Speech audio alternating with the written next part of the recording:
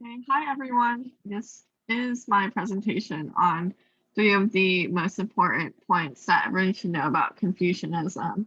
And I'm Aina Longcheap, and I'm going to begin. So to first begin, we have the basic beliefs of Confucianism and how they relate to education and morality. So in Confucianism, it's really important to learn about education because everybody goes through education, kind of like in that formal academic setting.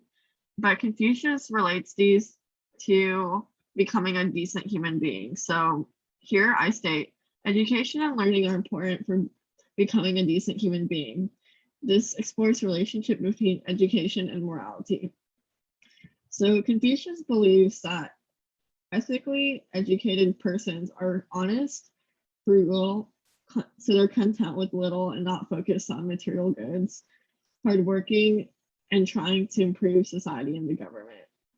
Education focuses on basic moral beliefs as well as a person's academic career. And third, you have the emphasis on the universal moral principles. We're going to focus on this in the next two slides. And here Confucius believes that education is kind of like the leveling field for everybody because the nobility of virtues is higher than the nobility of birth. So you could be a poor person and you could be a rich person and go to school, but you'd still be expected to learn and to practice good moral stance.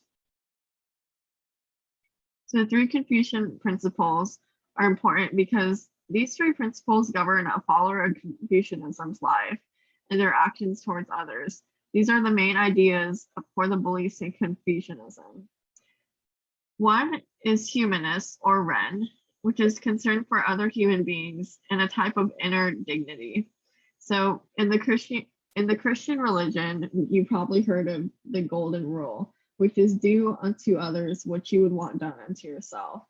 However, Confucius makes it negative and says, you wouldn't impose on others what you wouldn't choose for yourself. Here he has the negative golden rule. So humanist governs the reverence for parents, loyalty for friends, and care for the common people. The three principles continued are second is ritual li. Everything should be done in the proper mannerism, and this can also mean politeness and understanding of a person's place in society. So when you do a ritual, it means that your inner behavior is also correct as your outer behavior.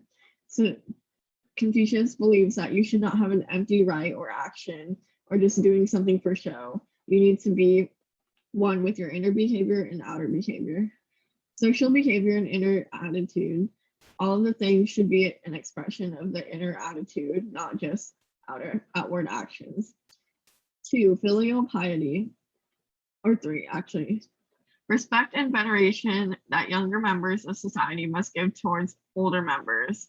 This concept is also applied to the veneration of dead relatives.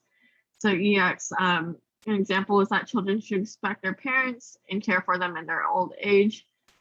And even while they're not old, they should still respect them because your children are younger than your parents. So last point I wanted to focus on are Confucius's view on popular religion beliefs at the time. So these are his views towards other religions, other contemporary religions, and how his beliefs shaped Confucianism. So towards divination, sacrifice, and shamanation, he questioned these and implicitly criticized these, believing that they were beneath the dignity of a perfected person. Second, ancestor cult. Confucius retains the ancestor cult and believes that you should just be sincere when you're doing ancestor worship. So a criticism he might have is that people who do ancestor worship, they just do it for a ritual. He says that you shouldn't do that and that you should be sincere when you're honoring your ancestors. And Confucius believed that there was a heaven, which meant that it was a personal God and higher order and law. So he believes that there is a heaven, but the heaven in this case meant that it's a personal God. And that's all I have.